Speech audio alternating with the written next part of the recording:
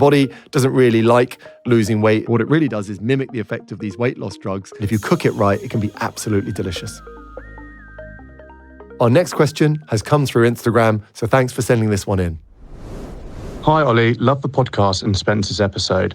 I've been trying to lose weight now for a few months, but I also want to increase my energy levels. What foods are low in calories but also high in energy?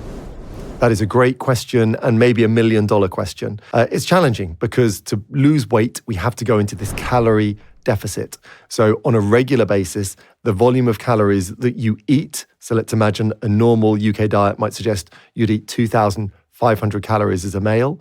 That has to be less than the calories you burn day in, day out. So let's imagine 2,750 or 3,000 calories of burning energy. And that puts you in this energy deficit of 250, 500 calories, and your body's going to lose weight.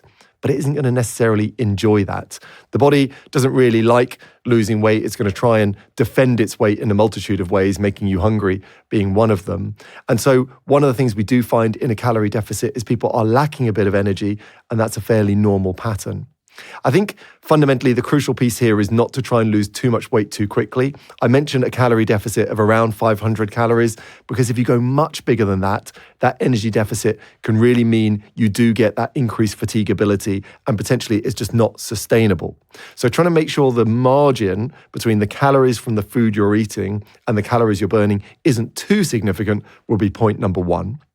When we think about which foods are good for energy but low in calories, we're drawn back to the whole food matrix, so food that would look pretty similar to where it comes out of nature. And of course, our master here are vegetables, fibrous vegetables. If we include things like pulses and legumes, they form an incredibly strong nutritional pathway because they're high in fiber. In many cases, they're high in protein, and both fiber and protein give you an increased feeling of being full, but without the calorie density to go along with it. Our big challenge in the UK, and it's a challenge around the world, is this idea of ultra-processed food. So food that has been artificially put together. Normally it's got 5 ingredients or more, or you couldn't make it in your kitchen.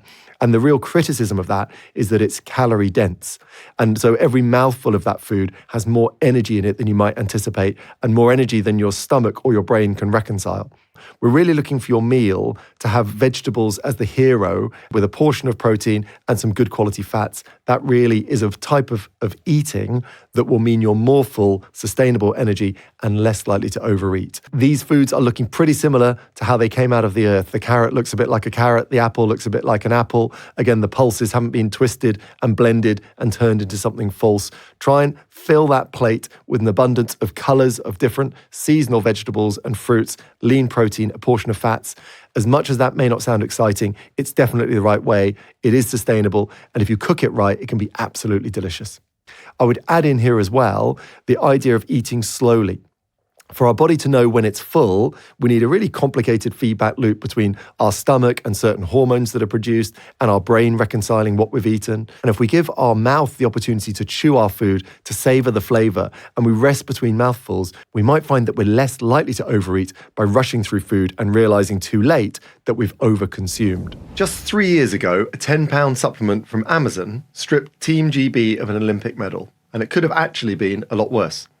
Imagine the scene. Just days before the men's 100-metre relay final, a British sprinter in search of convenience and trust turned to a seemingly harmless everyday supplement from Amazon.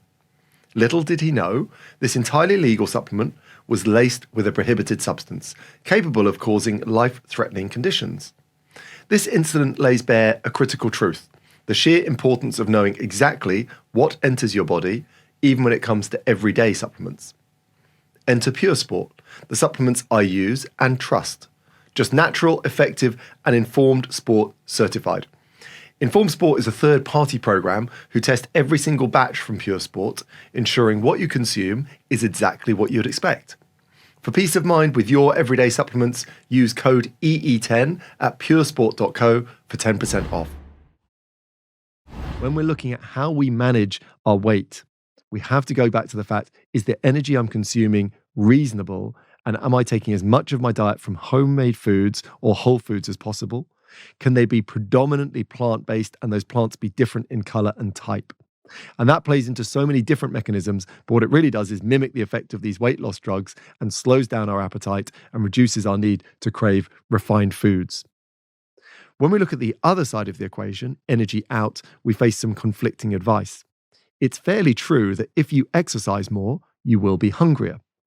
We do tend to look at weight management and say, probably the most effective form of exercise is resistance training rather than cardio. I would always break fitness into 3 different categories: my ability to deliver oxygen to my tissues, cardiovascular, things like running, cycling, rowing; my ability to generate strength and retain muscle mass, again, weightlifting or strength-based activities; and my neurological coordination, my balance, my flexibility, things like yoga and Pilates. And they're all of different values at different levels.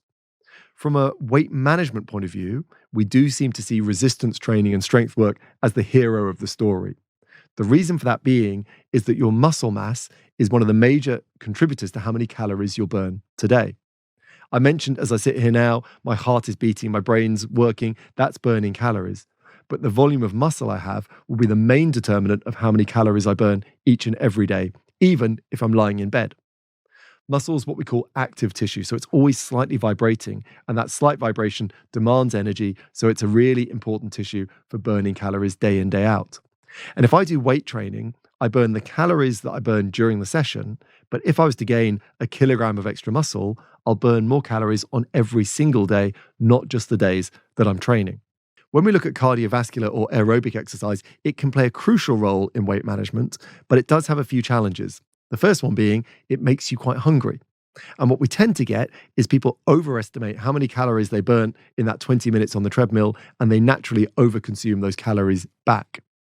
The other challenge is we don't get that calorie burn extending beyond the session in the same way as we do with resistance training. So there is a danger of overeating through false expectation, and there's also the danger that that doesn't effectively change my baseline volume of calories I burn in the same way as weight training does. Interestingly, beyond cardio versus weights versus other, we tend to find the hero of the weight management story in baseline activity. Your daily steps, or how active you can be within your own constraints, is a major determinant of weight management, potentially equally or more important than these bursts of exercise.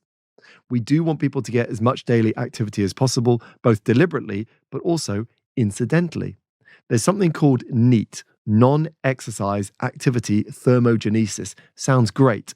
And it's really those calories you burn doing incidental bits of movement, standing versus sitting, twitching, scratching your ear. If those elements add up to an extra 100 calories a day, that could be the big difference between weight rising or falling over a calendar year. We have to reconcile the physiology of weight management is really quite simple in terms of I need to expend more basic calories, I need to keep muscle mass, I need to eat whole foods rich in fiber and protein, and equally try and eat them slowly so I'm getting that feedback loop of quality satiation or how full I feel. I need to offset that against sleeping well and managing stress. But those don't dictate the emotional connection we have with food. And fundamentally, lots of people don't just eat due to the primal feeling of hunger. We eat in social situations. We eat to manage stress. We eat for reasons far beyond our pure physiology.